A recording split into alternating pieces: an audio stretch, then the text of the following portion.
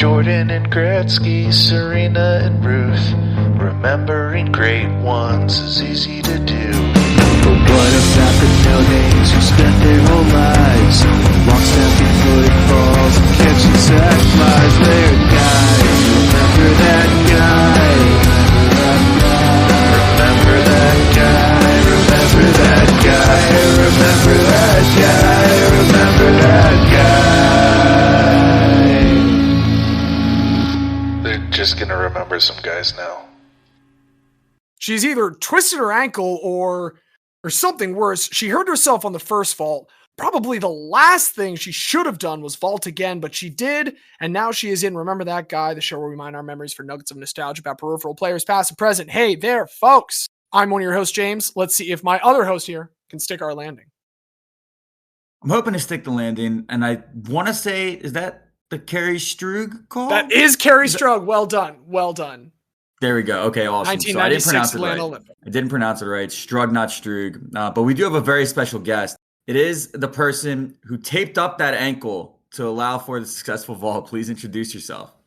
That's right. It's me, noted sports scientist and physio, the very special guest Xavier.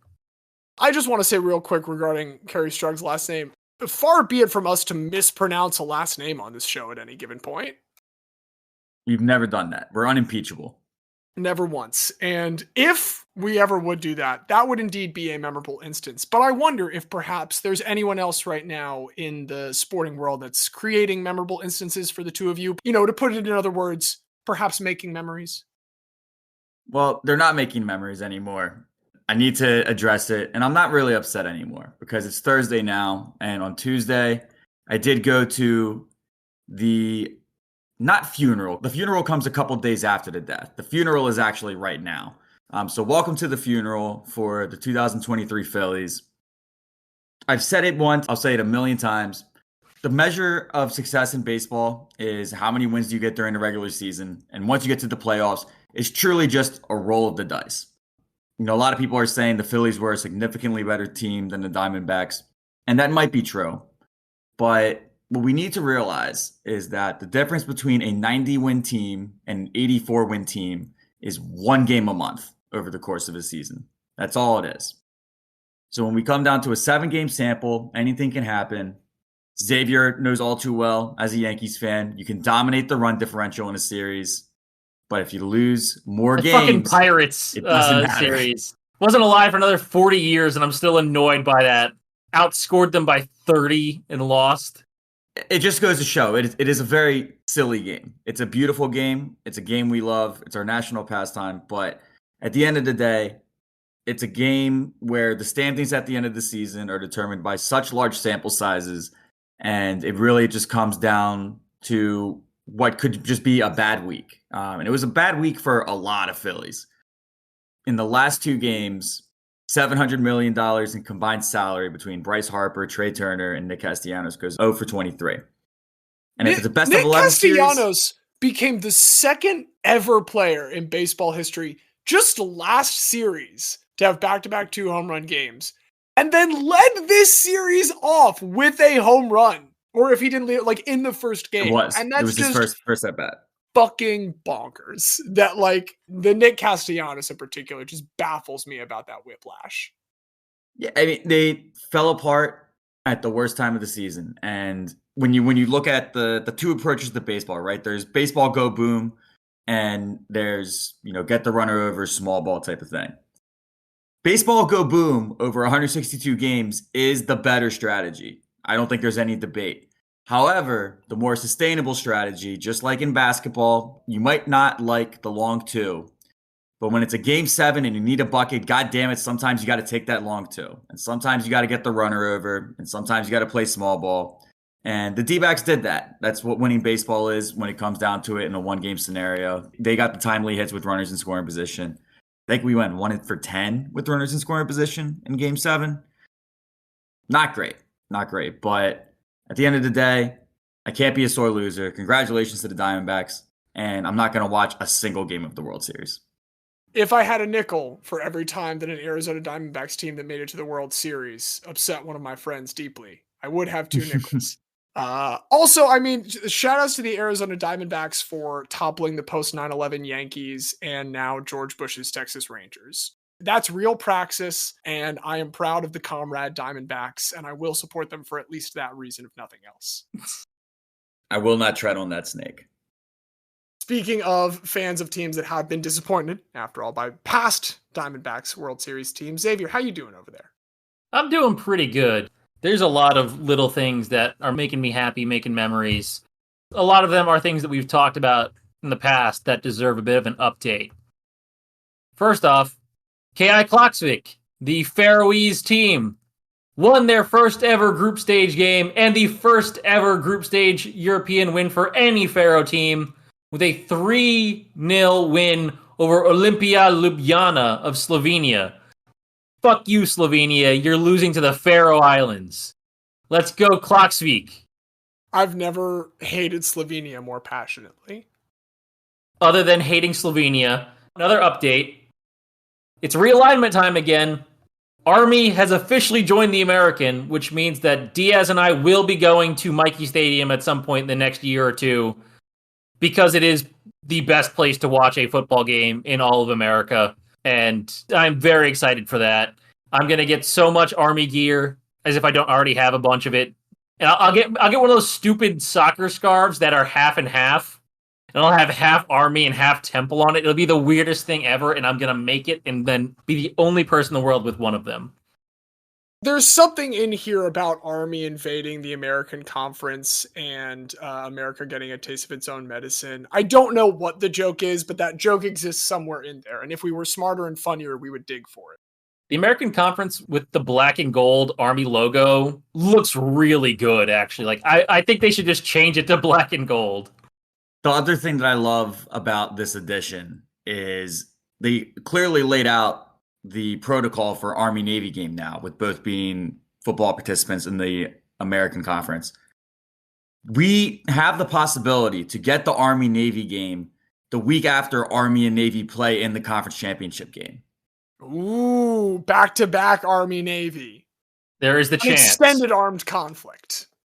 Well, and the first one, because like obviously the Army-Navy game is played in Philadelphia, but I think because Not right of the now. American, predominantly. Members of this show are also in the only other city that hosts it as much as Philadelphia does. It's in Foxborough this year. And now Foxborough, They're having a Gillette Stadium.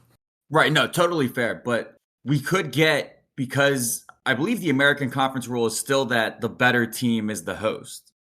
So we could get an Army-Navy game where one team actually has home field advantage, which we haven't had. I don't know when the last time would have been. This is why we have Wikipedia. Let's find out. Oh, it looks like they had the Army-Navy game at Mikey Stadium during COVID year. So in 2020, because of COVID, they played it at West Point. And in 43 and 42, they were both played at the home site of either team. But that's during World War II. So if we want to go back to a non-wartime, non-world-stopping pandemic game in which one of them had home field, it would have been 1893. That's a long time. So hopefully no more pandemics. Hopefully no World War III. As long as we avoid both of those, it would be historic to finally see that Army-Navy game play with home field. But other than that, also have to shout out the fact that the NHL does suck and did backtrack once they had even a little bit of pressure. Shout out to Travis Dermott for saying, hey, fuck you. I'm going to wear pride tape on my stick anyway because I want to. And it took one person for the NHL to then say, actually, you can put whatever you want on your stick. It's fine. We apologize. Well, and shout outs to Travis Dermott in particular, because Travis Dermott isn't nobody, but Travis Dermott is a player who, if this was an issue that the NHL was going to push back on more, could have consequences that truly affected his career. He is not of a stature that is immune to, blackballing or something like that if teams pursued that angle. And so there was more of a risk for him to take this on than a lot of other players. So just that credit to Travis Dermott. And previous guy of the day, Anson Carter, Canucks legend, 2 days after I posted him as guy of the day, became the first broadcaster to be wearing blatantly rainbow stuff during this whole thing. And apparently Travis Dermott has been doing this since he was in the AHL. Like, there's a picture of a Canucks tweet from back in March of 2022 where he just has multiple sticks that has pride tape on them. It's just the thing that he does. So shout out to Travis Dermott. That was great.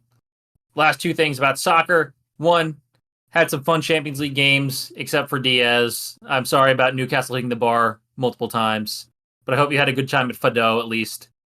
It was significantly less drunk time than PSG, and also less enjoyable. Yeah, it's just frustrating, man. We deserved a point, and if we'd gotten the point, we would be very, very well on our way to advancing. And now we're very, very much in the thick of it. It's very frustrating. I still believe in you.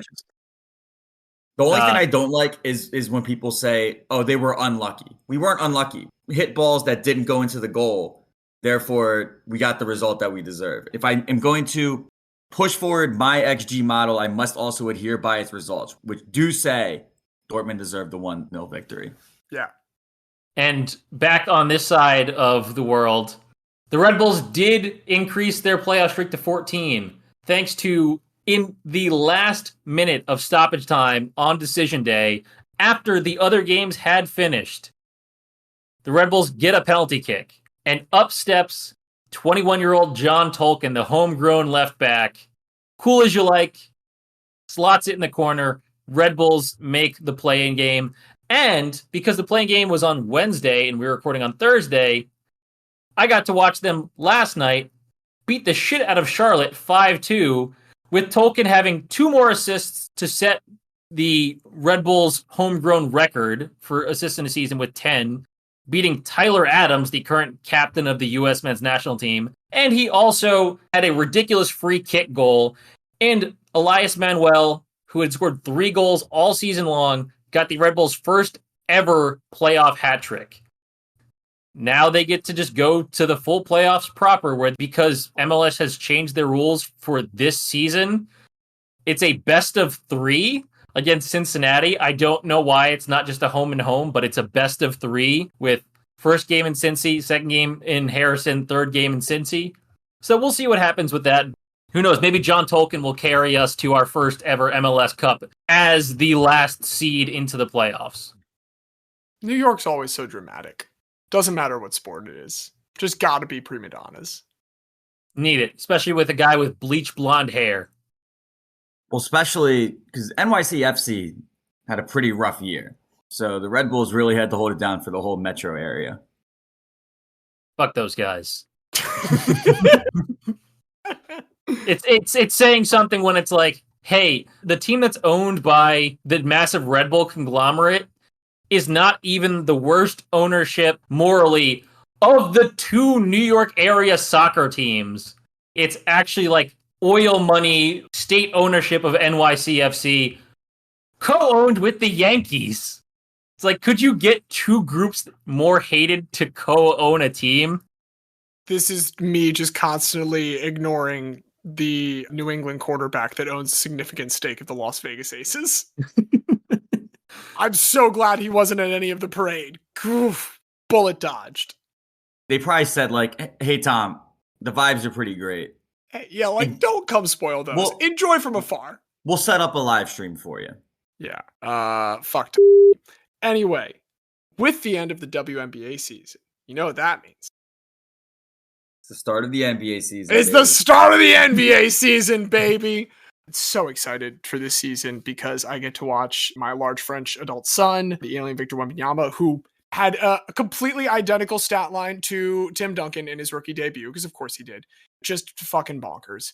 It was an exciting debut for him. However, I am interested in a, we'll say, sophomore participant of the NBA.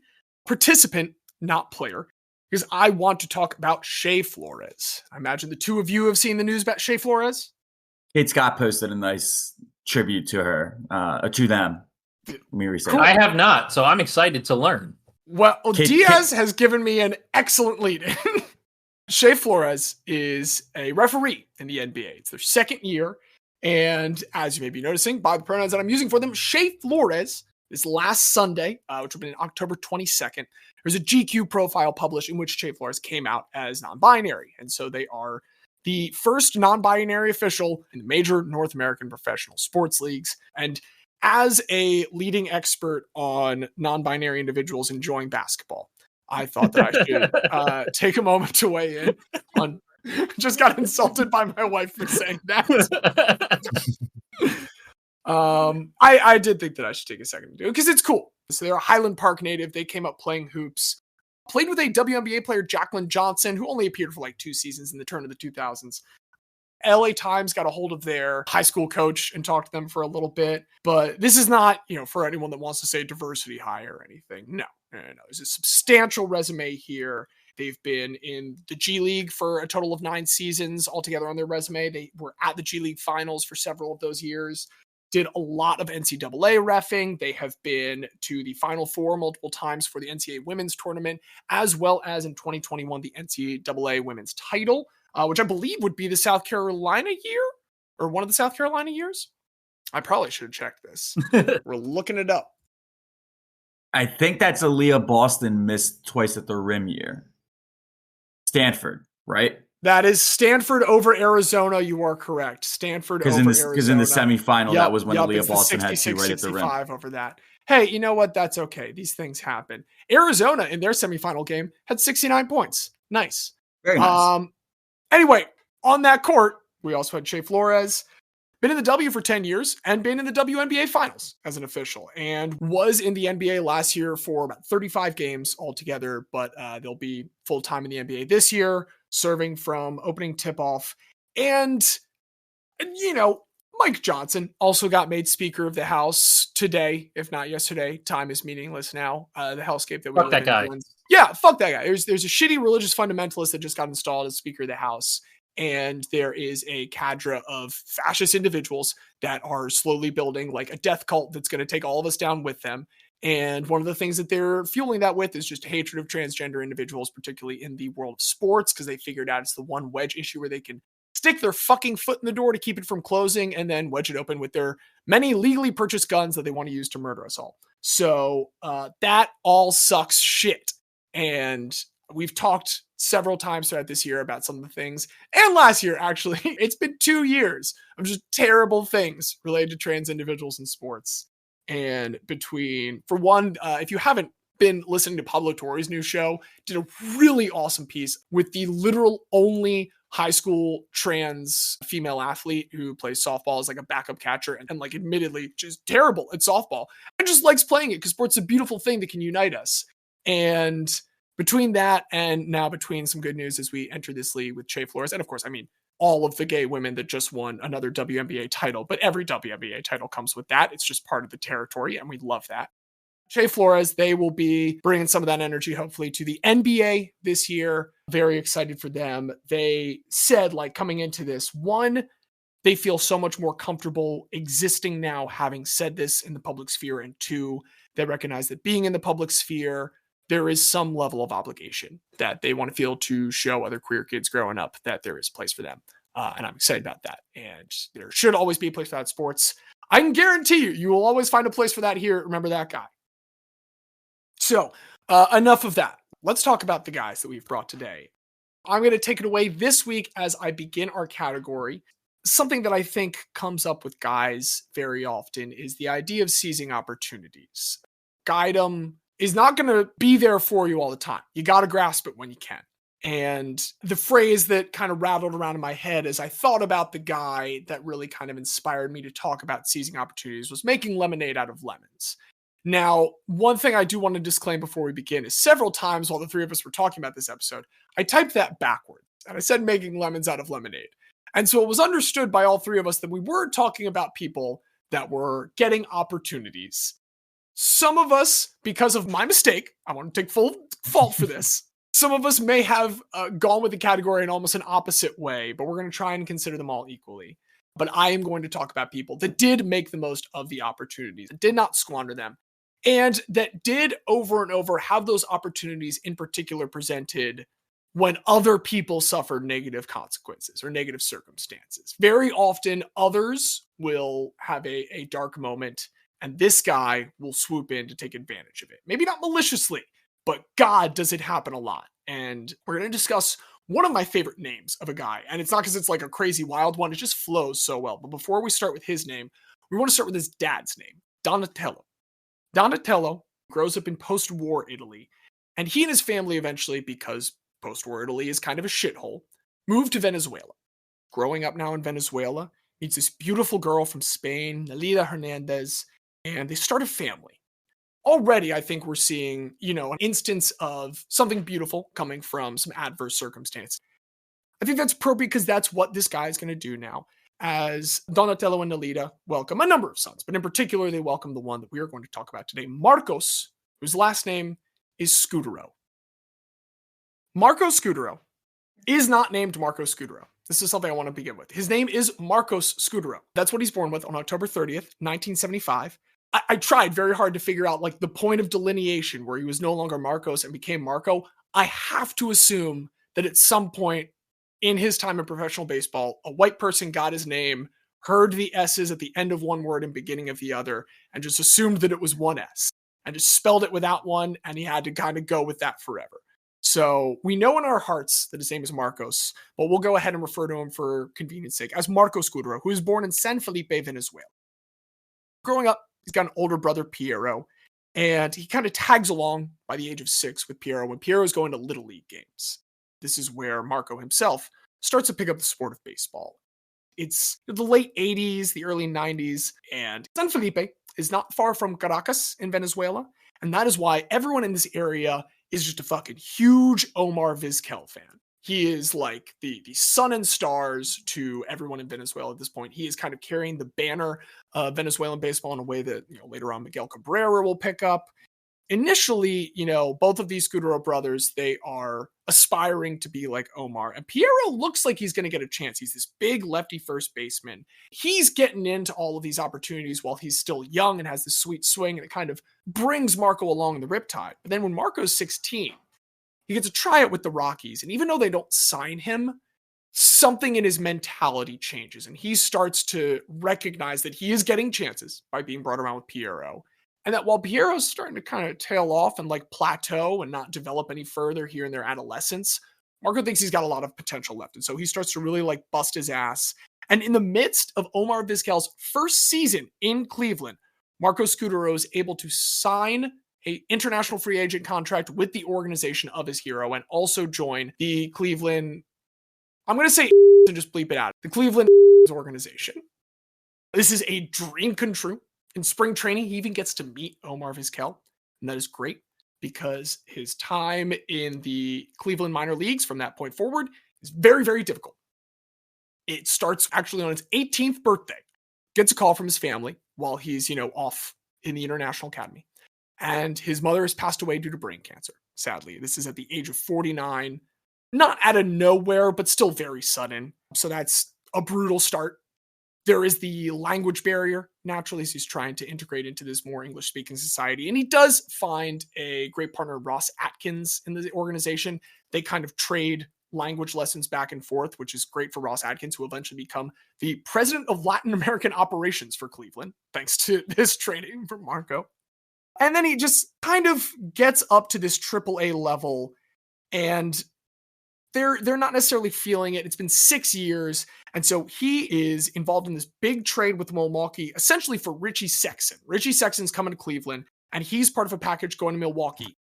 He is, however, not part of this trade initially. He is the player to be named later. Later on, they decide, okay, actually, we'll take that now 24-year-old that you've got, who's just been languishing in your minors. We'll see what we can do with him. He's in the Brewers org now. And while I do not like saying Cleveland, I do have to mention it's kind of funny that now, with Milwaukee, he gets sent to their AAA team, the Indianapolis. In 2001, now his 4th season in AAA, there is a documentary crew following around Indianapolis. They pick 4 journeymen to kind of focus on, and they all are cover different quad A archetypes. You've got a former first-round pick who just hasn't been able to put it together in Kyle Peterson. You've got a former prospect who just went on an NPB stint and now is trying to get back into the American leagues, Micah Franklin. You've got a 32-year-old who has just lived in the minors his whole adult life in Brad Tyler. And then you've got this guy, Marcos Scutaro, the international free agent who people see potential, but they just don't know necessarily how to crack that egg. This documentary is going to get released many years later in 2005, but it will be titled Player to be Named Later. The thing that comes through when you watch this, and is very easy to find online, with Scutaro, there is just a sheer determination to make it. Like, it seems really obvious to say, but he is so fucking dedicated into breaking into the big leagues, in part because he does have a family at this point. Back in Venezuela, there had been a neighborhood girl, Marines. She's very interesting. They live like 3 houses down the street. He thinks she's cute. She tries to ask him out to a dance, a party. It's like, no, I got baseball practice. And this keeps up for a while until he finally kind of realizes, wait, okay. And they have been together, ever since. And so he's desperate to make it to the majors to do this for his family. He's not going to get a chance to do it in Milwaukee because the next year he is waived at the start of the season for Nelson Figueroa. But from the East, a lifeline is offered. He seizes it as he is claimed by the New York Metropolitans. I mean, I get beggars can't be choosers, but the Mets, really? It doesn't make you feel better that he doesn't start with the Mets. He actually starts with the Norfolk Tides. I forgot that this is when the Norfolk Tides were the AAA for New York. I think this is when the Orioles AAA was the Ottawa Lynx in Canada, because I know it was that for one of like the mid-2000s baseball games.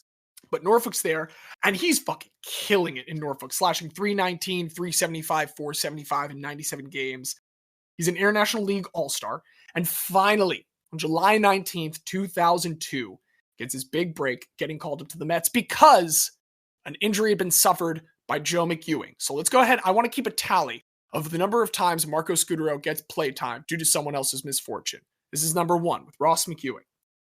He's called up to the Mets while they're in Cincinnati. Not a great start because he gets to the team hotel. Everyone else checks in under fake names. And he can speak English.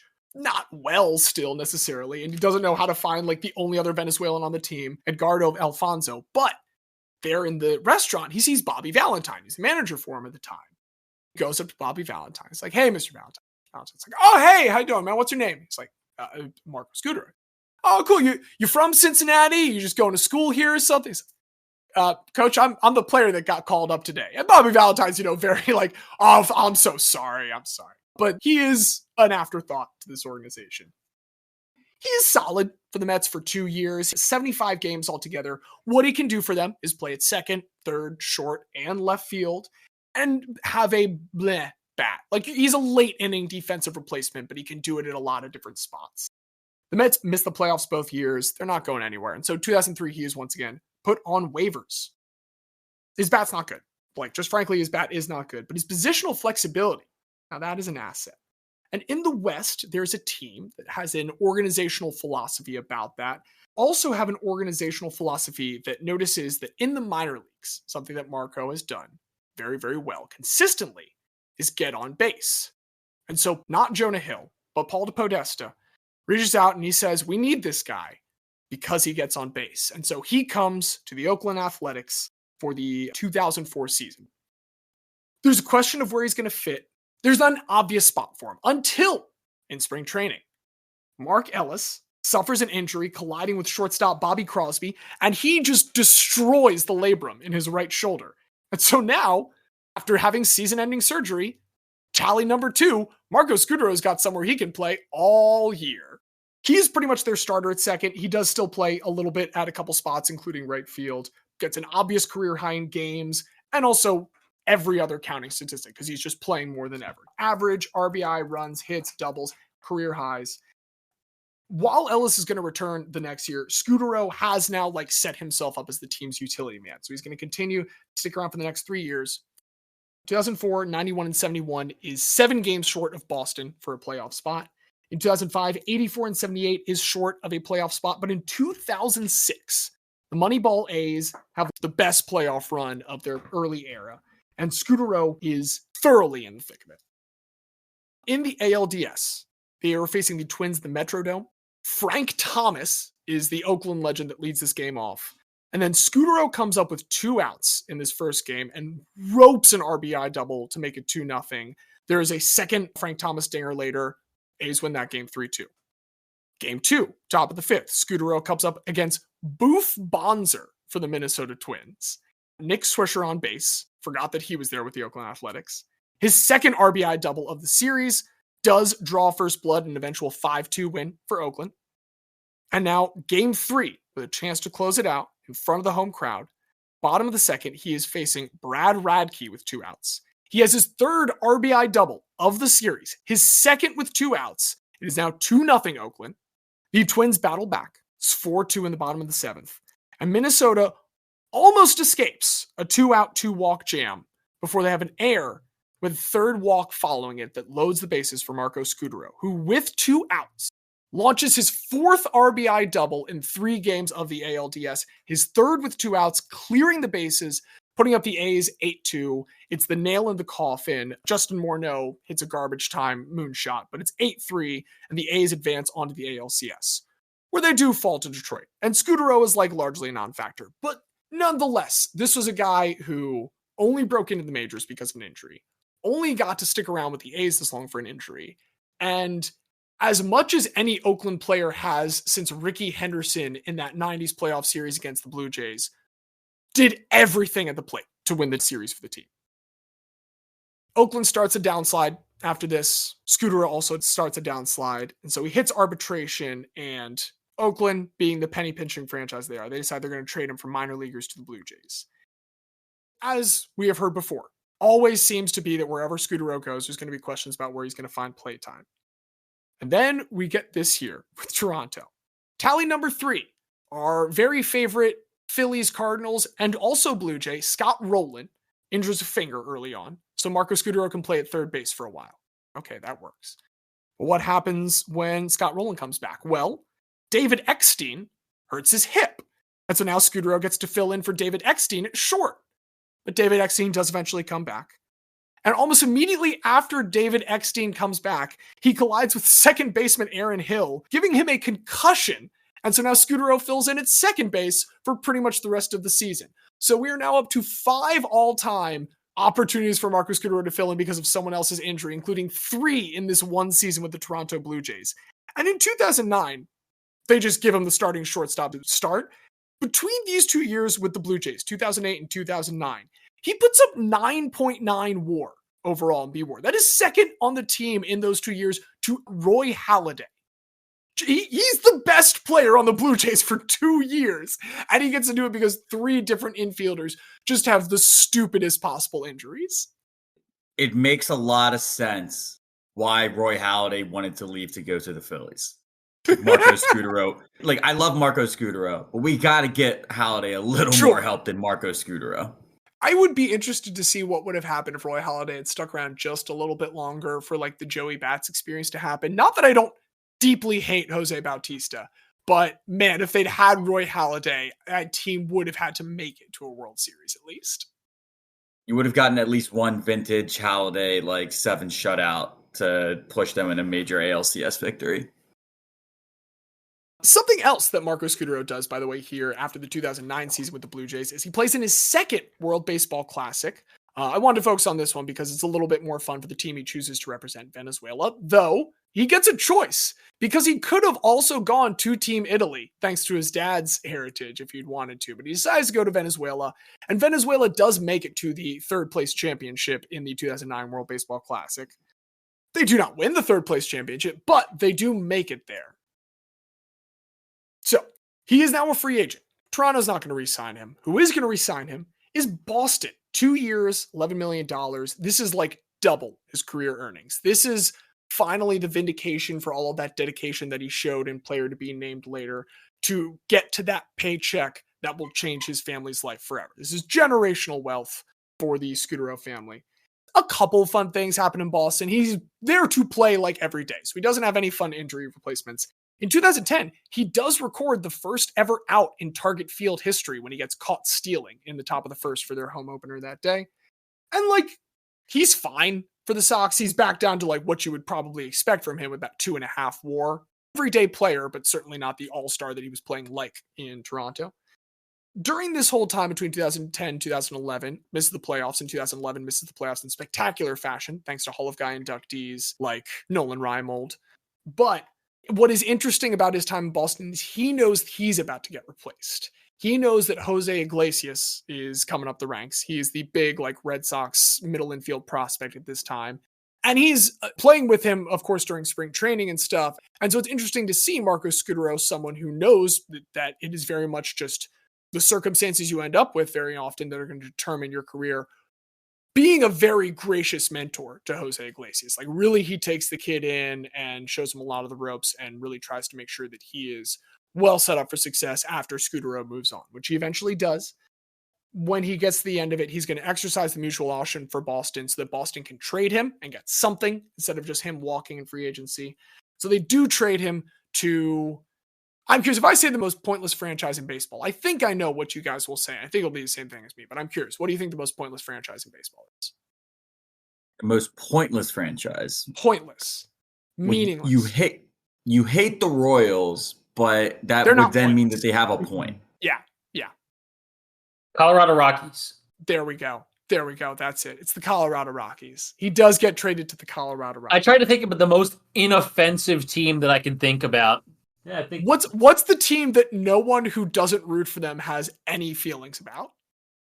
He has some time with the Rockies. It doesn't matter. Just like pretty much everything with the Rockies except for Todd Helton and Larry Walker. But halfway through the year, July 27th, he is traded from the Rockies to San Francisco. And now he is on the 2012 Giants. And we know how that's going to end up, but let's talk about how they get there and how Marco Scutaro contributes.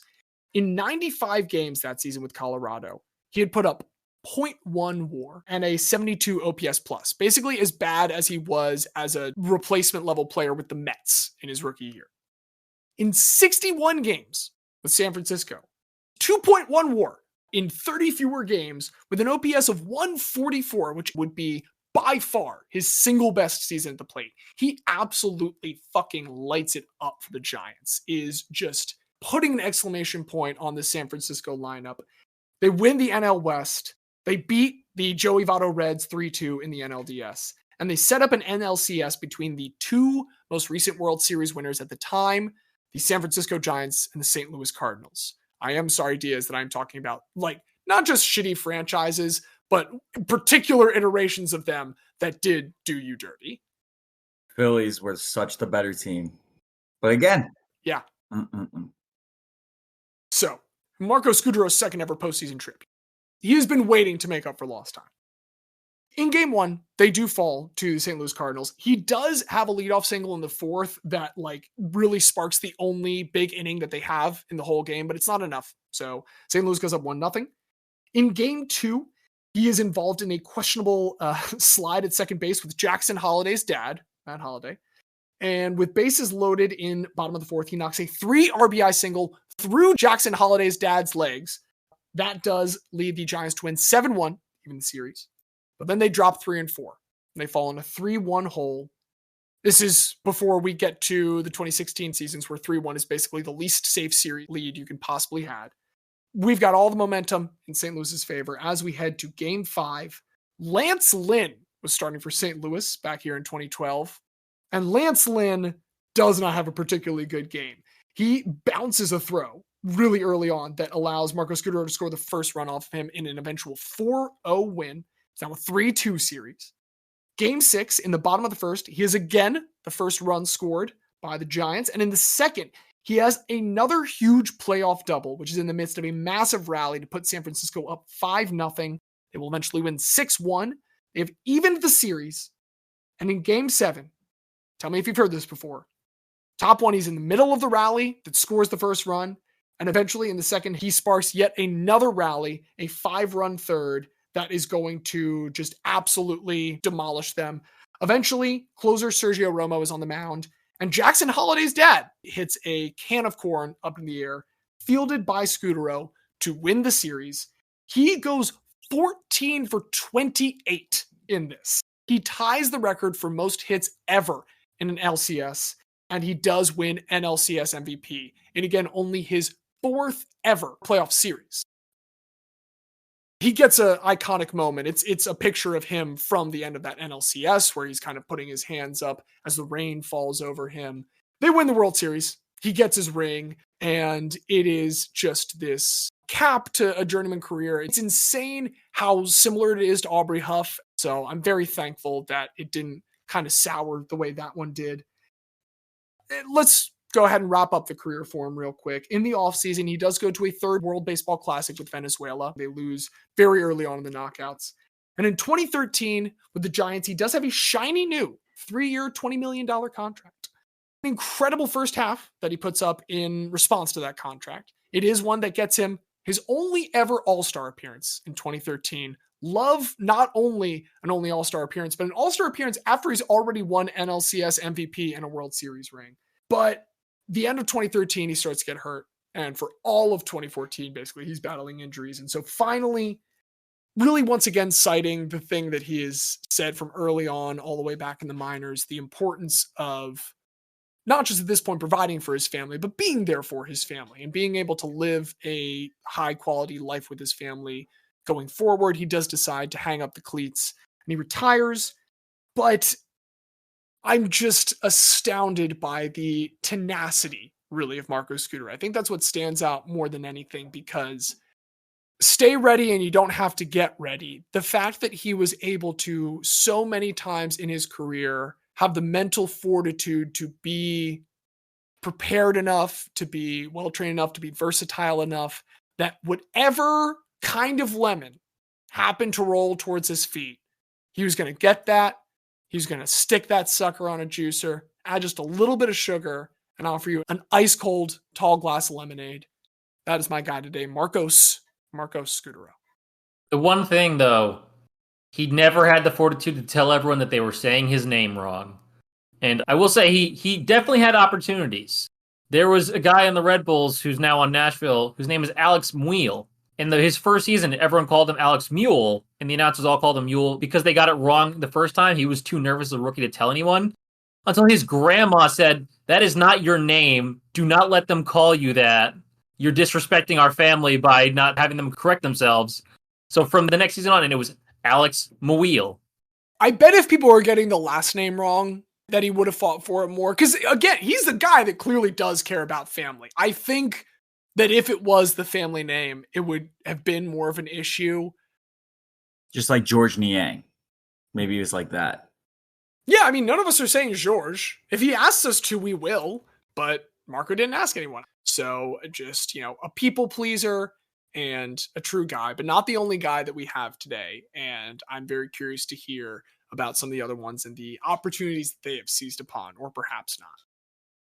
Well, my guy also had some big opportunities pop up throughout his career. One of the hardest things, I think, in sports and in life is to swallow your pride and do the right thing. Sometimes you get your opportunity, you seize it, and the respect still doesn't come. It takes a lot to be able to still proceed forward in light of that. In the case of the guy that I want to discuss, he would set multiple NFL records in his first full season as a starter. He would lead the team to a 6-2 record in his first 8 games of the second season that he was a starter, and he would still be traded away the following offseason. Season in the new home goes very poorly. He actually considers retirement at this point because he gets released, but instead he swallows his pride and he commits to being the best backup that he can possibly be. And from these lemons, the multiple backup roles that he held, he would rise to become the lemonade toast of the place where it all started. I need to talk about one of only 2 men who is immortalized with a statue outside of Xfinity Live in Philadelphia. I need to talk about, especially this week as the Phillies lose, Nick Foles. I've been waiting for He's this one of the entire most life. popular people in the history of Philadelphia. And I think I'm not going to allow you to dispute the guy's status of Nick Foles. Is he perhaps the most famous guy of all time? Sure. But I'm fully here for this. This 100% is a discussion. All right, I'll defer for now, but I will say, in the city that 2 of the 3 of us live in, he is possibly one of the most recognizable, or one of the top 5 most recognizable people that you could see walking down the street. You might be right, Xavier, but we are not a Philadelphia podcast. We are an international podcast. We have listeners all across the world, and therefore we must lend an international perspective. Yo, real quick, shout outs to our boy Leon, who is one of our UK listeners, who then also, after I joshed him the other day about the dot on our map being his downloads in the UK, was like, oh, well, wait, real quick. check Greece now. So I checked. I was like, oh yeah, there's a download in Greece. It's like, yeah, I'm in Greece right now. Fuck yeah, Leon, you rule. Thank you, Leon. And yes, we will try to see Nick Foles through the lens of Leon and through our international audience. There's a lot of guy elements to his story. If we're to think of what are the two maybe most archetypal guys, there is the player to be named later, and there is the backup quarterback. Two fantastic archetypes of guys. So with that being the base upon which I shall build my case, Nick Foles, born January 20th, 1989 in Austin, Texas. He attended Westlake High School, where in 2 years as a starter, he threw for 5,658 yards and 58 touchdowns, which shattered all of the school records which had been set. There was a pretty good quarterback that came through a few years before him, Drew Brees. So he broke all of Drew Brees' high school records. Wasn't only in good company in the record book, he also had some NFL quality playing alongside him while he was at Westlake. He had a good connection with Kyle Adams. That was a tight end, went to play on for the Bears and Buccaneers. And anytime Nick Foles led his team to the end zone, you knew it wasn't just 6, it was 7, because Ravens legend and future Hall of Famer Justin Tucker was coming on to kick the extra points. So quite a high school team there. And it would be easy to think Nick Foles, quarterback purist, growing up in Texas, absolutely. Nick Foles was also a hell of a basketball player. He was twice named the team MVP for his high school team, and he was recruited by Texas, Baylor, and Georgetown, among other schools, for basketball.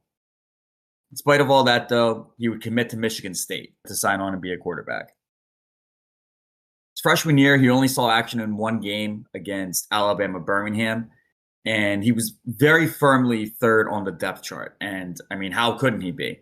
You have returning starter Brian Hoyer at the helm. You have fellow freshman Kirk Cousins ahead of him on the depth chart. It's pretty tough for him to see a path forward to actually playing. So he's going to transfer to Arizona instead, and he's going to redshirt for his 2008 season. In 2009, the starting job is open. He's competing with Matt Scott, and unfortunately doesn't win the competition. Transfers in to get the chance to start, and he loses. So this is the first instance in which Nick Foles is being presented with those lemons. Still going to be a good teammate, though. First couple weeks, Matt Scott looking a little shaky, and by the time it is the time for the Wildcats to go up to Corvallis, play against Oregon State, pay a visit to Mitch Canham and our boys up there, even though Mitch Canham is a baseball coach and this is the football team. Just had to shoehorn it in. Mitch Canham appreciates all sports. No, Mitch Canham observing from the sidelines and watching in awe of Nick Foles as in his first start for Arizona, throws for 3 touchdowns, runs in 1 more, and he secures not only the win, he secures the starting spot. Across his 3 years at Arizona, he throws for over 10,000 yards with 67 touchdowns to 33 interceptions. The other thing that I found very interesting looking at his college stats, he ran for negative 299 yards because by collegiate rules, sacks count against your rushing total. Oh, okay. And he's not much of a rushing quarterback. So he does have less than 10,000 yards as a result of those sacks. And just seeing negative 299 yards rushing was just enough to jump off the page. I was like, wait a second. I need to check on that real quick. So that's how that statistical discrepancy happens. But it's enough to put him on some NFL radars. He runs exactly a 4.99 40 at the combine. So he's just under that threshold. He's not slow. He's now sneaky athletic. It's a very important distinction. Of course he is. It's enough to get him taken 84th overall in the 3rd round of the 2012 draft by the Philadelphia Eagles. This is the second time Andy Reid has taken a quarterback to be the backup with a firmly entrenched starter. The first time being Kevin Kolb with Donovan McNabb in the 2007 draft. Now we flash forward. Michael Vick is entering his 3rd season as the starter for the Eagles. Very clearly, Nick Foles is the backup in this situation. But Andy Reid, quarterback guru, can never hurt to get another arm in the building. Vic struggles early in the season, and it leads for a lot of calls for Nick Foles to go in. For a couple of reasons. First of all, there's nobody more popular in Philadelphia than the backup quarterback. We love a backup quarterback. It is very off-brand for us to be as united behind Jalen Hurts as we are. It is also, an unfortunate fact about Philadelphia that in particular, you do love a white backup when the entrenched starter is a black quarterback. This is perhaps a fair point, but I would also say that there is no team in the history of the NFL with a more beautiful lineage of black quarterbacks. There's been so many opportunities for Philly to feel that way. Absolutely. Because you go Randall Cunningham, you go Rodney Peete, obviously McNabb, Vic, now Hurts. So it is unimpeachable. It's a good run. And that's a point well taken. But also Nick Foles looked fucking great in the preseason. All the talk on WIP through August, this Nick Foles guy, because again, similar with Marco Scutaro, there's nothing that a WIP caller loves getting wrong more than whether or not a player's name is plural or not. Alshon Jeffries is one of the best receivers in Eagles history. Jordan Matthew, they love doing it. Ravens legend, Jordan Matthews, exactly. So these calls are coming in, but it's not until Vic suffers a concussion that Foles finally gets his chance to go in.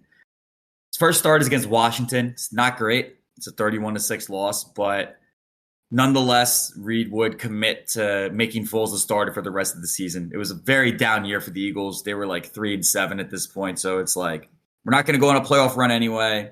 You might as well let Vic really recover from this concussion, and let's see what we got. The following week, in a road game at Tampa Bay, the Eagles were down 21-9 late in the game, but Nick Foles leads 2 touchdown drives, including throwing a game-winning 1-yard touchdown pass to Jeremy Maclin on the final play of the game, also a former Ravens legend. We love Eagles cast-offs, baby. Nelson Aguilar, Ravens legend. Deshaun Jackson, Ravens legend. Or no, we Dolphins. can do this all day, man. You guys got Torrey Smith and Timmy Jernigan. We did. Yeah, Torrey Smith, big part of that Super Bowl run, as we'll get into in a little bit. Eagles win that game. It turns out that it is the last win of the Andy Reid era for the Philadelphia Eagles because the Eagles lose out. Nick Foles gets hurt himself in the second to last game of the season. Michael Vick came back in for the most dead man walking game I've ever seen in the history of football. The Eagles got pummeled by the Giants, and everybody knew it was Andy Reid's last game. It was really rough. With that being the case, Reid out, Chip Kelly in from Oregon, and it is an open competition in August between Mike Vick and Nick Foles. But doesn't take a rocket scientist to figure, hey, the guy that ran that kind of read option, fast-paced offense with Marcus Mariota, maybe he wants the running quarterback and not the guy that runs a 4.99 40. So Mike Vick does win out and get the job. That week 1 game, I just need to say briefly, I've obviously had football games that I loved watching more, that I was happier to watch. I've never been more excited watching a football game than that first Chip Kelly Monday Night Football game with Mike Vick at the helm. It was a track meet. I've never seen anything like it. Eventually, the NFL figured him out, but that first game, oh my God. But Mike Vick was in, and we don't care about that game. We care about Nick Foles. So when it's week 5, Vick hurts his hamstring, and Foles comes in, goes 16 of 25 for 197 yards, 2 scores, leads the Eagles to a win over the Giants. The next week, Vic still hurts, so he gets to start against Dallas. And we see the first example of why Nick Foles is what has been referred to as a high variance quarterback. When he's going good, he's really, really good. When he's going bad, he's really, really bad. Against Dallas with first place in the division on the line, he goes 11 of 29 for 80 yards and no scores, and then he gets knocked out with a concussion of his own. Misses the next 2 weeks. Eagles are kind of struggling. There was a Matt Barkley game in there that was just horrific. I actually went to that game. The Eagles lost 15-7, and their only touchdown was on a punt snap that went over the punter's head into the end zone that the Eagles recovered. The Giants got their 15 points on 5 field goals. It was the most disgusting football game I've ever seen in my life. Rock, fight, rock, fight, rock, fight. NFC East rock fight. It was disgusting, which is why I was all the more grateful when Nick Foles was cleared to play in Oakland against the Raiders 2 weeks later. And he's going to set some NFL records in this game. He's going to throw for 7 touchdowns, which ties the NFL mark. 400 yards He goes over throwing in that game, and he leads the Eagles to a victory. He also is the only quarterback to throw 7 touchdowns in a game and have a perfect passer rating in that game, which seems remarkable. I don't know how you throw 7 touchdowns and don't have a perfect passer rating. I don't understand passer rating the slightest. I'm never going to pretend like I do. When someone tells me that Lamar's is high, awesome, cool.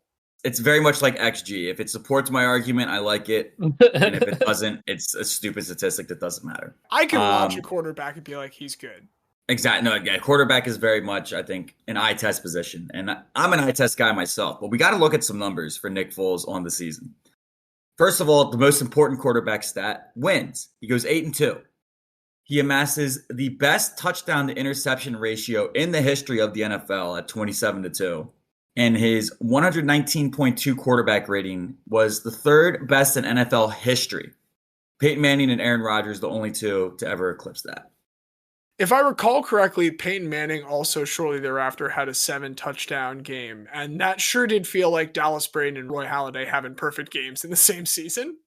Yeah, I think Peyton's, if it wasn't that season, it was like the season after. Like it was I very think close. it was the season opener against the Super Bowl winning Ravens, if I'm not entirely mistaken. Oh, gee, I'm sure you have a good recollection there. Oh, I try not to, but sorry, continue. Yeah, based on this season, Nick Foles leads the Eagles into the playoffs. They have a home playoff game after winning the NFC East. And I was in attendance to get to see that Westlake reunion match against Drew Brees. Nick Foles, this became like a meme among the Eagles fan base. Left the field with the lead. He threw a lead-taking touchdown to Zach Ertz, but Drew Brees got the ball back with too much time left. Nick Foles would never see it again as Brees went down and kicked a game-winning field goal. Former Ravens legend Kerry Williams had a big face mask on Darren Sproles on the ensuing kickoff that kind of put him in position too. But again, Nick Foles left the field with the lead. You can't ask him to do anything more. So he entered the next season as the unquestioned starter. His touchdown interception ratio takes a bit of a hit, 13-10. But the Eagles were 6-2 when he got knocked out for the rest of the season with a broken collarbone. The rest of that season had Mark Sanchez. There was no butt fumbles, but there were some agonizing losses. Eagles missed the playoffs.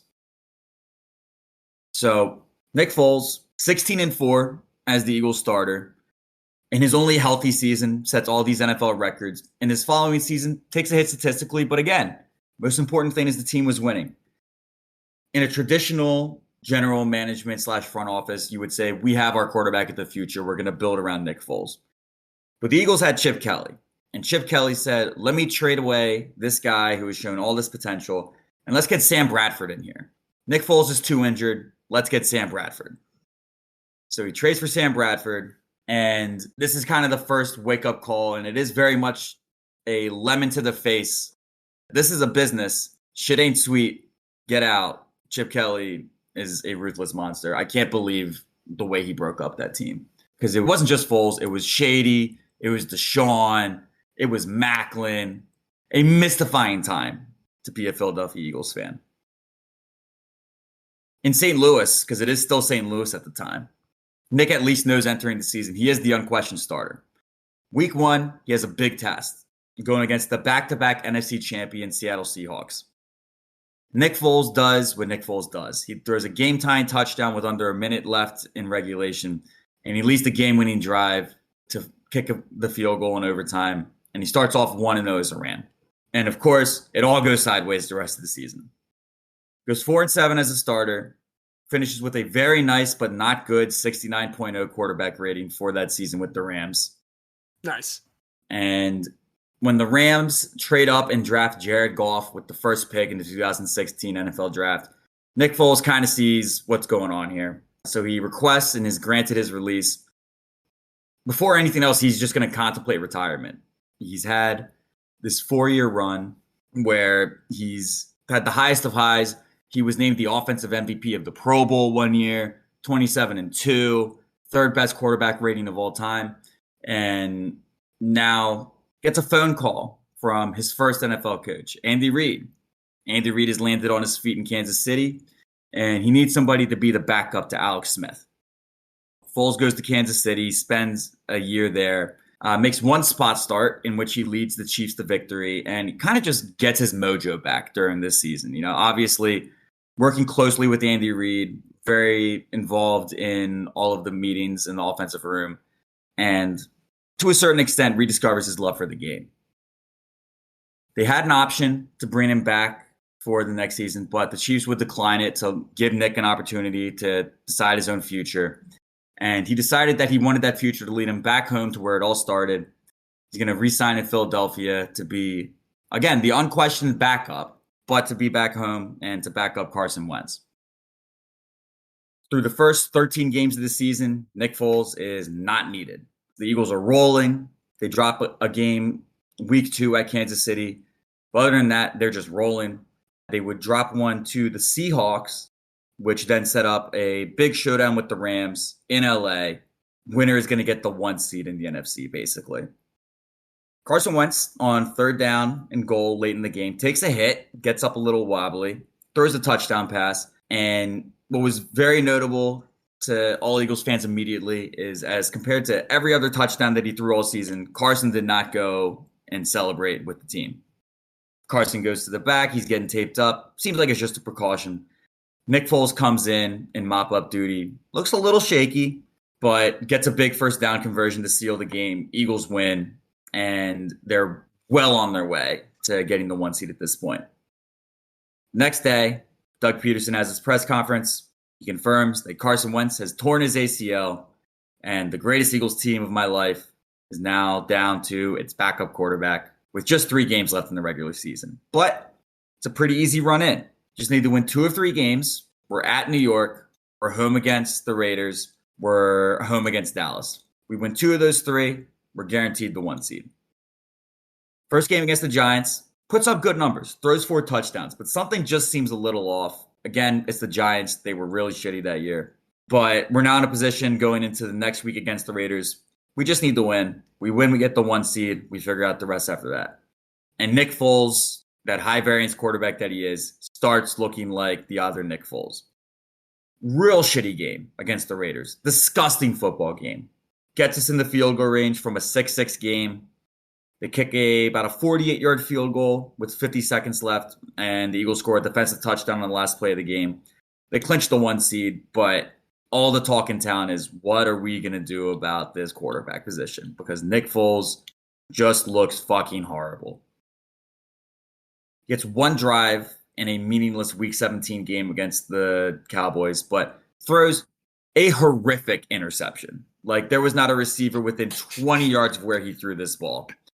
And that's our last look of Nick Foles until the playoffs. It just not looking like an NFL quarterback God, and you had a whatsoever. bye week to stew on that too and everything.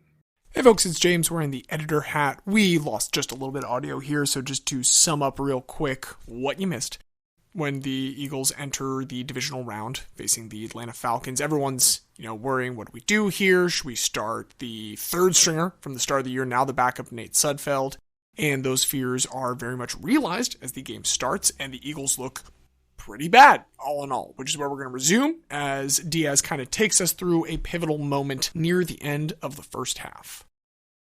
Playing conservatively, Foles is missing open receivers downfield, and it's towards the end of the first half.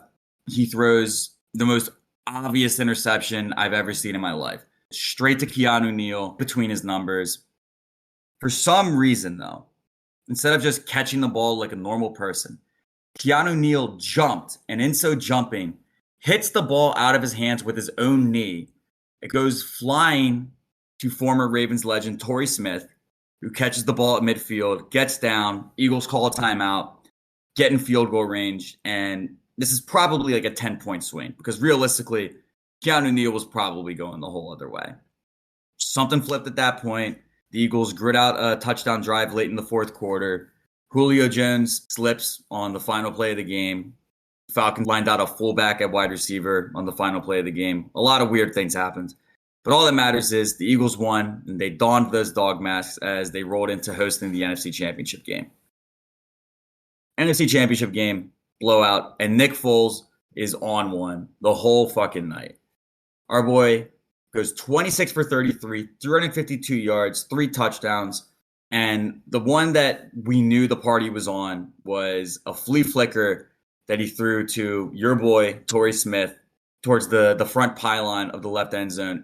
Harrison Smith was coming over at safety. I forget who the corner was, but it was probably about a 2-foot window that he could have possibly dropped this football into where it doesn't get intercepted. It's the most perfect throw possible. And all of a sudden it's starting to hit us like, wait a second. We might have good Nick Foles again.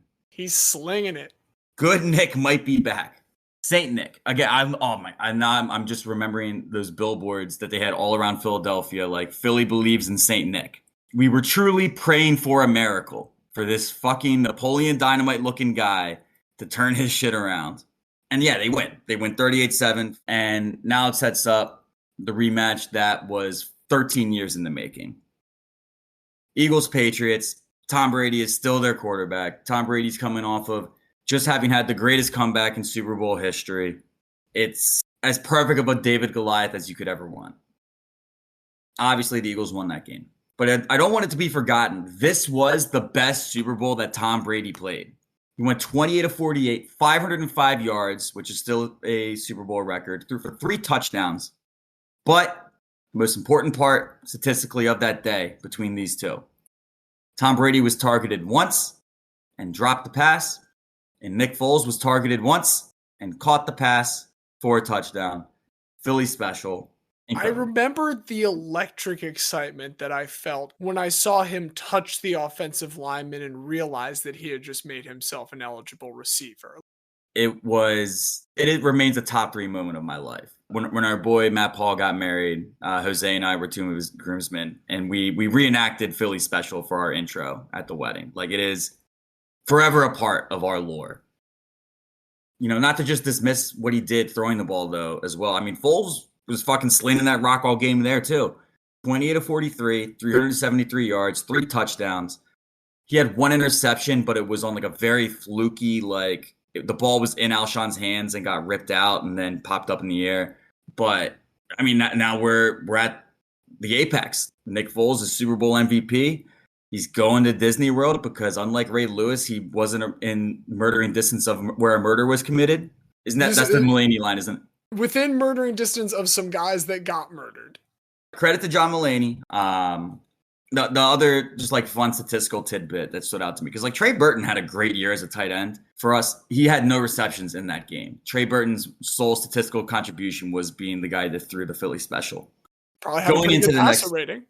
I don't think it was 158.3 because, again, passer rating makes no sense. Also, how is 158.3 the highest possible? That doesn't make any sense. That's why I don't trust it. That's literally why I don't trust it. I prefer college, where you have guys with a passer rating of 200, and you're like, yeah, that sounds cool. I like that one. That's like the kids in high school who had like a 5.0 GPA because they took fancy classes. Trey Burton had a 118.8 quarterback rating for the game, which was the highest of the 4 people to throw a pass in that game. Tom Brady came in second with 115.4. Nick Foles in third with 106.1. And then we have Danny Amendola at 39.6 for his incompletion. How is that not 0? It's a stupid, broken statistic. I think even if Amendola threw an interception on the one pass, it would still only be like 11.2. Like, it could, in theory, be worse.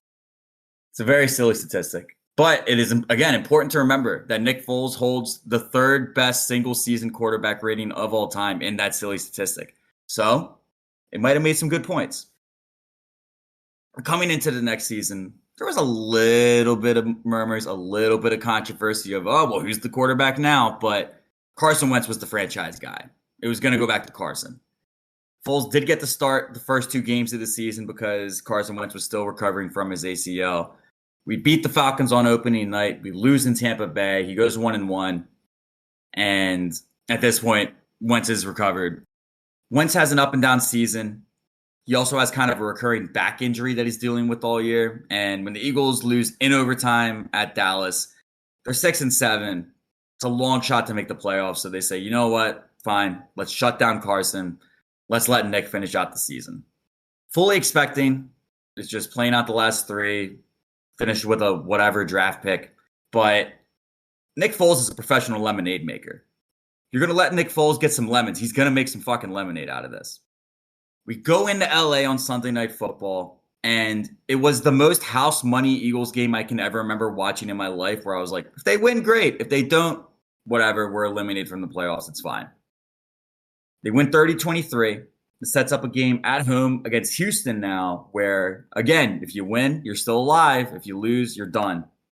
Eagles go down 30-29 late. Nick Foles gets the fuck speared out of him by Jadeveon Clowney while throwing a completion to Zach Ertz. But he's down. It looks like, oh shit, he's probably done.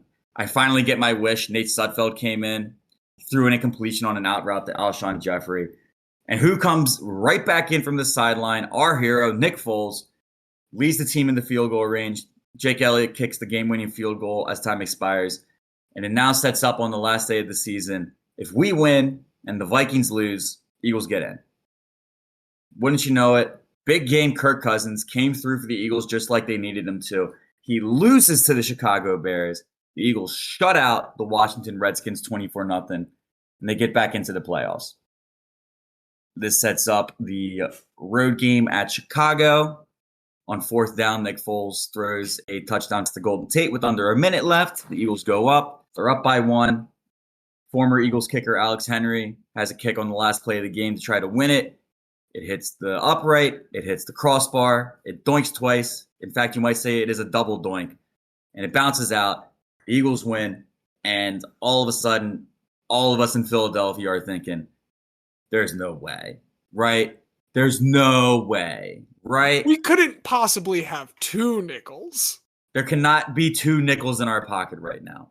But when the Eagles go up 14-0 in the first quarter at the 1 seed New Orleans Saints, we are all ravenous at the thought that we are going to actually fucking go back-to-back with our backup quarterback, Nick Foles. Saints scored the next 20 unanswered, but it's under 2 minutes left. Nick Foles gets the ball on the 20, and Nick Foles is driving us down the field. And he's picking up first downs, and he's avoiding sacks.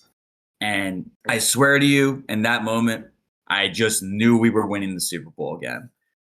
And Nick Foles hits Alshon Jeffrey at the 15, except the ball goes right through Alshon Jeffrey's hands, gets intercepted by the Saints. Just as quickly, it all comes crashing down. Drew Brees has once again won the Westlake Bowl, and the Saints win.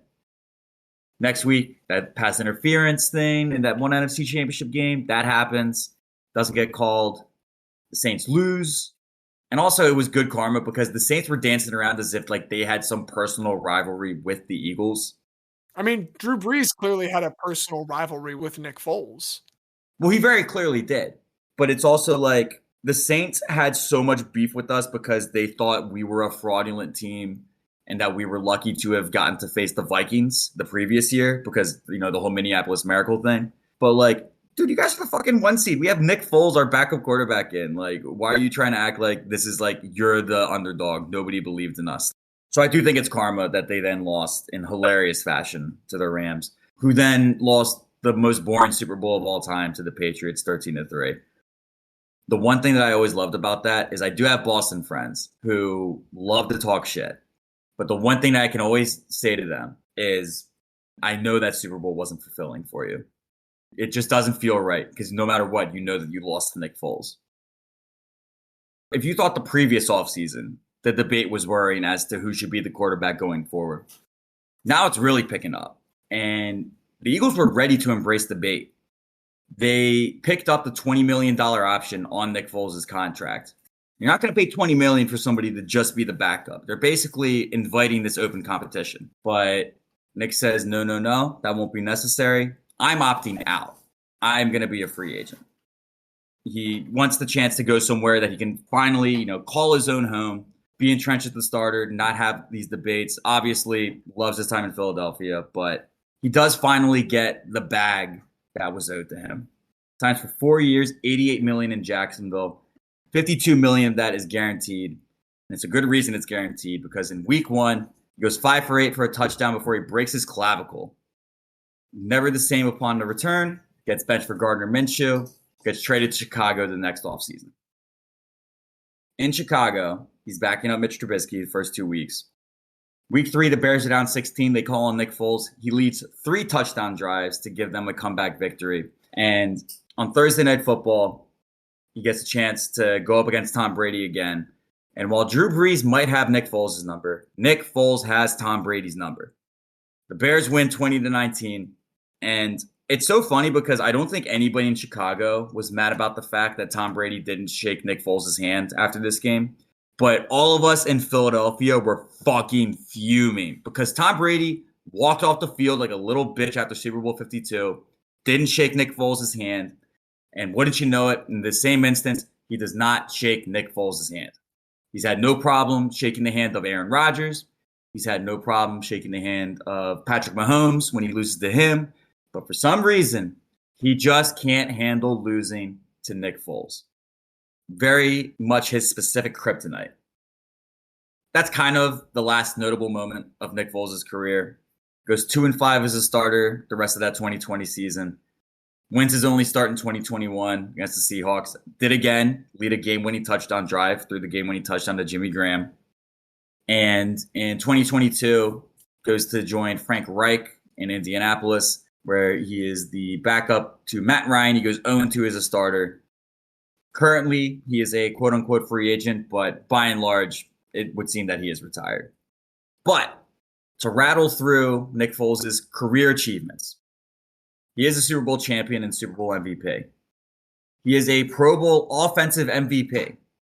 He has the 3rd highest passer rating for a single season in the history of the NFL. He is tied for the NFL record for touchdown passes in a game. He has the highest career passer rating in Eagles franchise history at 92.9.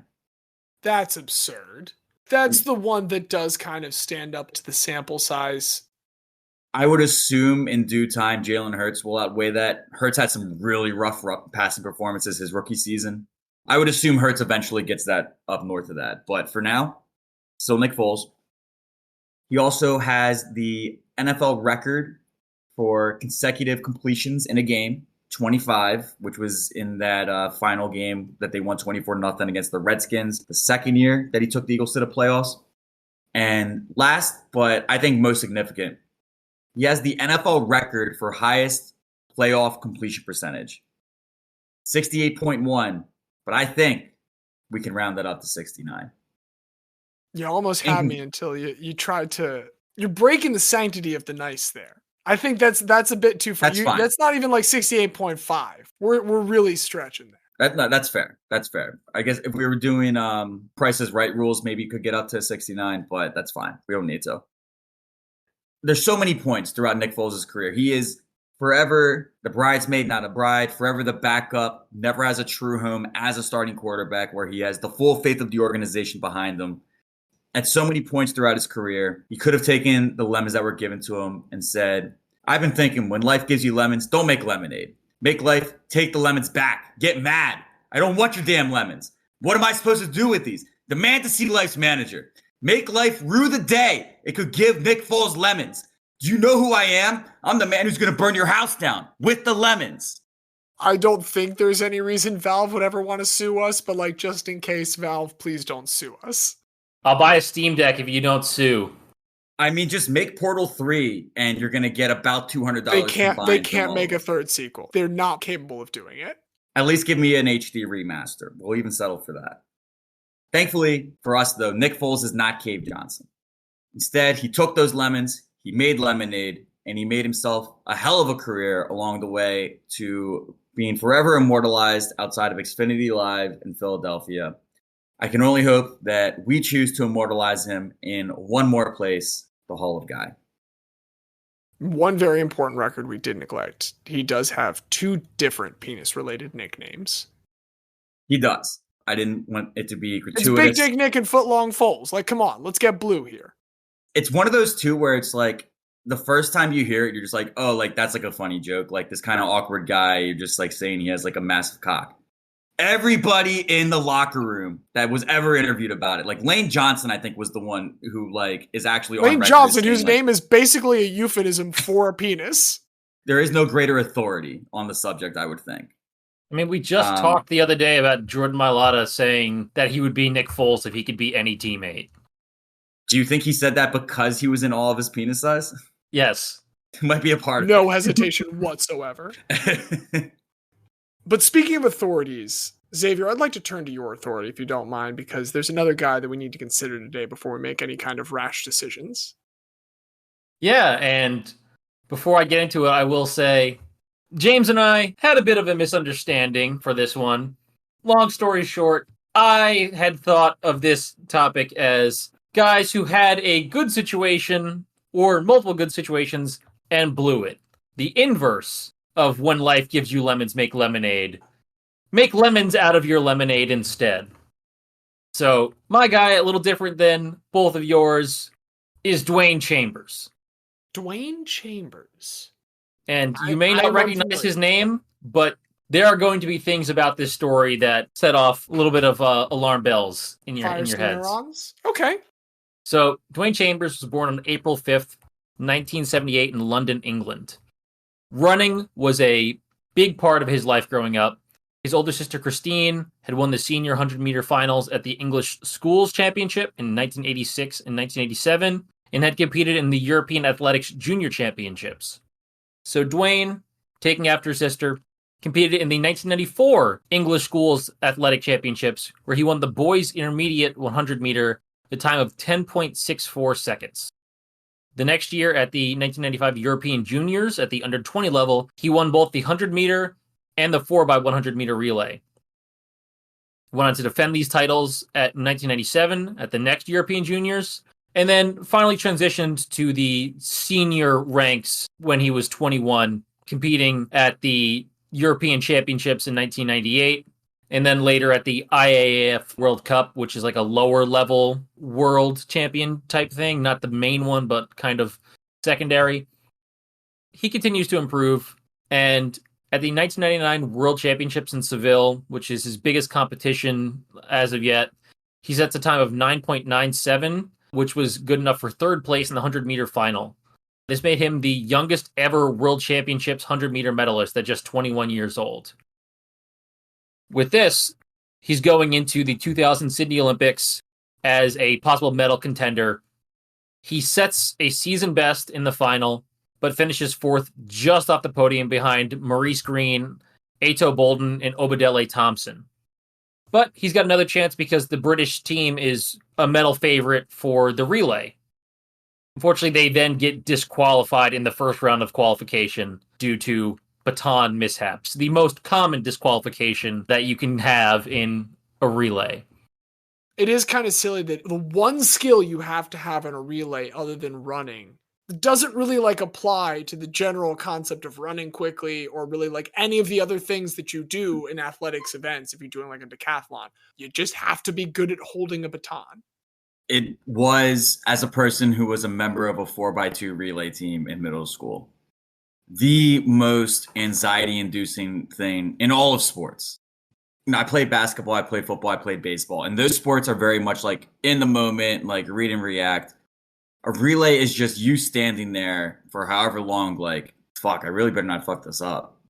I really better make sure I grab it. And then the whole time you're running, you're not even thinking about running. You're like, damn, I better not fuck up giving this to the other guy. You have to hold it, pass it off at the exact right moment. You can't hold it too long or else you get disqualified for holding it too long. There's a lot that goes into a relay that feels we could streamline that. Like, what if you just did a bit of a high five and then you kept running? It has the same concept without the, dropping things and ruining 4 years of training in 1/2 second. And we can like figure out at this point, like electromagnetic gloves that the racers can wear that can be like automatic contacts of it. We can pitch this to Sharks. I want to tell you about my way to advance the world of track and field. Hey, we'll hit up Mark Cuban after this, see if he's interested. So he leaves the games medalist. Then he has a pretty disappointing 2001 season. So being 22, wanting to really be at his prime and improve, he decides that he's going to move to California to work with a new coach named Remy Korchemi. And also, I thought James would like that name. I'm glad I wasn't wrong. And also a nutritionist who had been getting pretty famous in the athletics world named Victor Conti. I know that name. That name is a drug name. And so with this specialized training under Remy Corchemi and Victor Conti, Chambers starts getting back to his best. And he wins gold medals in both the 100-meter and the 4x100 meter relay at the 2002 European Championships in Munich, setting a championship record of 9.96 seconds. He ends up getting named the 2002 European Athlete of the Year for his dominant season. At the start of 2003, he begins by boasting that he's going to lower the 100-meter record to 9.65 seconds. At the time, it's 9.78. That'd be a massive drop, and also significantly better than he has ever done before. But he's confident that he can reach this goal. He's getting all of his vitamins and minerals. It reminds me, Paul Reed once said he planned to add 24 inches to his vertical leap in an offseason. It's like, do your best, bud. Both are probably equally possible, which is not saying much for Paul Reed. But unfortunately, this season ends up being worse than 2002, and he struggles all year long. You think, oh, well, he can get back at it later on, but also, unfortunately for him, a out-of-competition drugs test that he had provided in August was then re-examined in October because the US ADA was investigating the Bay Area Laboratory Cooperative, otherwise known as BALCO, the workplace of Corchemi and Conti, for performance-enhancing drugs. So after having previously, passed this test, the U.S. officials were like, wait a second, we got some problems with these guys. They go back, redo it, and find what Chambers had claimed that his new coach had introduced him to, like a specialized nutritional supplement, which he took by putting a few drops of liquid under his tongue, was actually a new type of synthetic anabolic steroid called tetrahydrostestrone, or THG, which was a brand new designer drug. He becomes the first athlete in the world to test positive for THG and gets banned from sports. So before Barry Bonds, before all the baseball players who got hit by Balco, first ever drug ban for THG, Dwain Chambers. Banned from sports, but set a sports record. You know what? Being the first person to get designer drug banned, he's on the Balco and the THG Wikipedia pages for those things, so who's really the winner here? It reminds me of like Happy Gilmore's record of being the first guy to try to take his skate off and stab somebody with it. Well, then, talking about guys that are responsible for rules, I mean, presumably there was no rule against THG until this. I mean, I guess, yeah, technically you're right, because it hadn't existed, but he gets immediately 2-year ban, backdated to November of 2003, banned for life from the Olympics. So obviously missing out on 2004, which would have been his next big chance for a medal. Oh, and stripped of the medals that he had won since mid-2002 after admitting that he had taken THG from that date. To pile on top of it, he was also ordered by the International Track and Field Association to pay back all of the earnings he had made since that time, which presumably he had already spent at that point. They essentially put him on a payment plan to have to pay back all of the money that he won from prizes. I really hate that we live in a world that is more on top of punishing athletes for doing drugs than we are of like politicians trying to overthrow a government. Or like athletes committing domestic assault. Yeah, even just in the world of sports, like there's so many worse things that we could be dealing with other than a guy who took a drug that, again, to be fair, you didn't say he couldn't. Also, don't you dare bet on sports. This suspension brought to you by Bet365. You can bet the over-under on Sandro Tonali's suspension now. I mean, the thing you got to remember here is that this is the first. They want to make an example of him. And also, the UK is like super strict on doping bans that we'll get into in a little bit. Like an athletics reporter had noted that, ironically, he was a consistently quicker athlete before he moved to San Francisco and started taking drugs. So it probably didn't help him in any way, but no one's feeling sympathy for Dwain Chambers. So, banned from competition, he sought alternative outlets for his time and athletic prowess. So the first thing he does, because he's still in California, is he tries out for the San Francisco 49ers. Yeah, it's just what you do when you're in California. Run that 9 route. That's all we need. It didn't work. The Niners did not sign him. Yeah, like if Herb Lee Washington can't just become a pinch runner, I don't think a track athlete can just join the NFL. So what do you think he would do next? Mixed martial arts. That's a good idea. I like where your head is at. Yes, because what he did next was he appeared on the first season of Hell's Kitchen, the original British version, in May 2004. That's one of the best surprise reality TV show appearances I think we've had in this show. And the thing is, he just walks away and leaves without saying anything to anybody, and no one knows why he left. An ITV spokeswoman said Dwain came down in his normal clothes and just said, "I'm off, bye." There was no big argument or anything. He just walks off the show after the first 4 episodes. So now, as he's waiting for this ban to end, he's like, all right, football didn't work, TV didn't work. I guess I'll just try running for a bit, see what happens. So he moves to Jamaica and starts training with Usain Bolt because he just is bored and has nothing better to do. But his comeback gets delayed because he gives an interview with the BBC that revealed that he started using drugs earlier than previously said to all of the anti-doping agencies.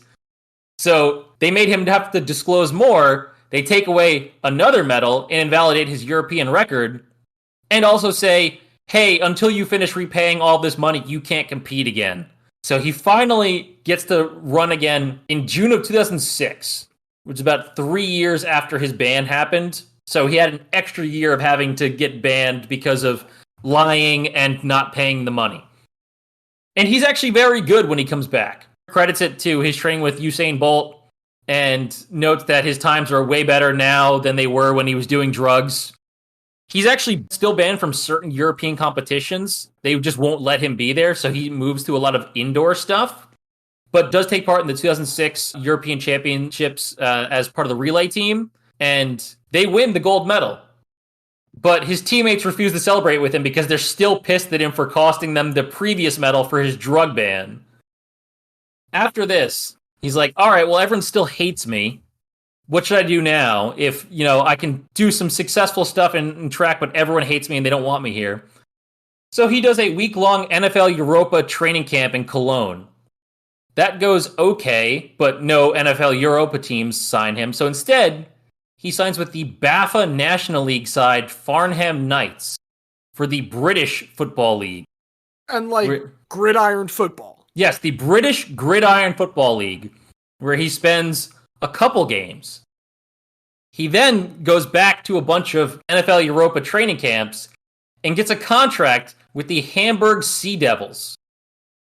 Shortly after he signs, there is news that he is receiving, quote, new legal nutritional supplements from Victor Conti. Because for some reason, he's still working with Victor Conti, the guy who gave him THG. My t-shirt telling you how legal my nutritional supplements are is raising a lot of questions answered by my t-shirt. Hey, you laugh now, but he started wearing t-shirts with the anti-drug slogan of saying, just say no, to fashion himself as a living example of the dangers of drugs. How does Victor Conti have any work whatsoever at this point? You know what? People like their nutritionists, whether they give them drugs or not. And Hamburg said that we're going to make sure he undergoes a vigorous drug testing regime to ensure that he's not doing... They had to clarify to the public that we're going to make sure he's not doing drugs. And then he breaks his foot, and he's out for the season. And then NFL Europe shuts down, meaning he's out of a job along with all of his teammates. And that's a pretty bad double whammy for him. So, where does he go next?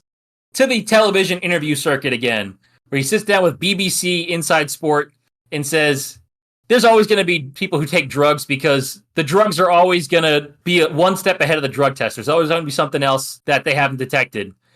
And all the runners in Britain are like, fuck you. You're making everyone question whether we're clean or not. You're a piece of shit. We hate you. Which, not the thing you want if you're looking to maybe get back into running again after all of your previous things didn't work out.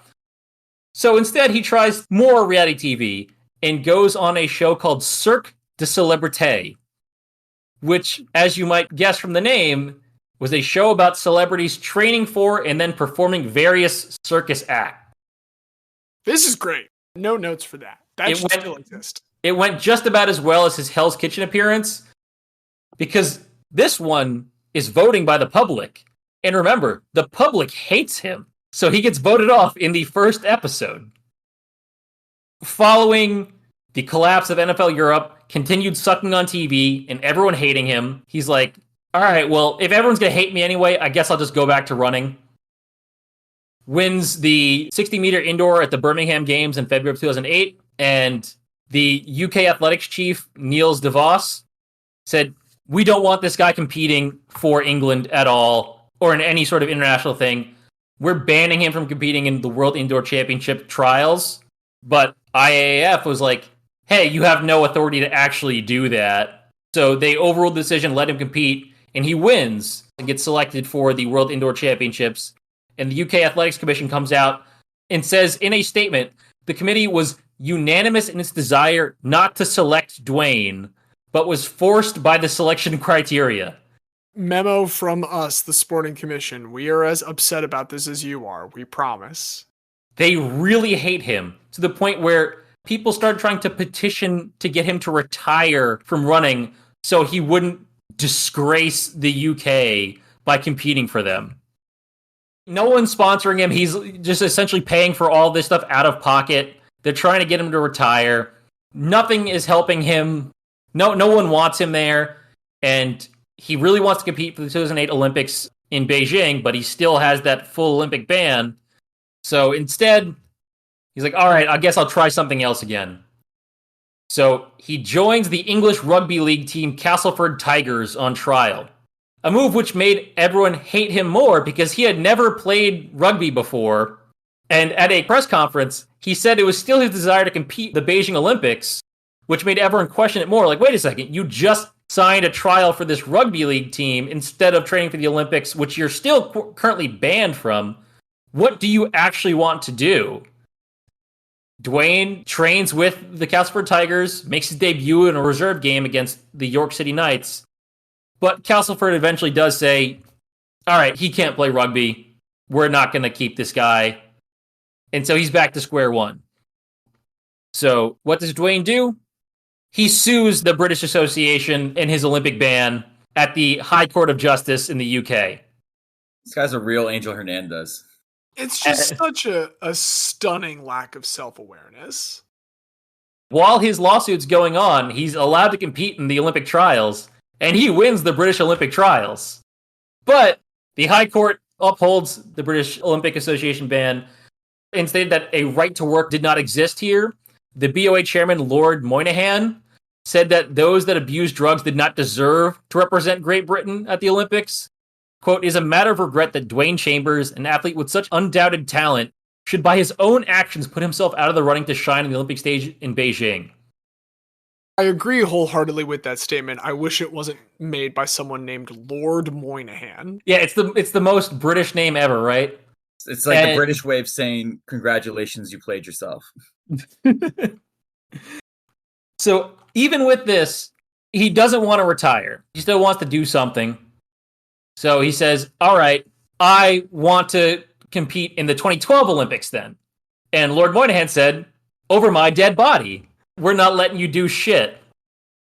However, things changed a bit for Dwain when they appointed a new guy as the head coach of UK athletics, Charles Van Comeny, who took a different perspective and said, it's been 6 years since the drug ban.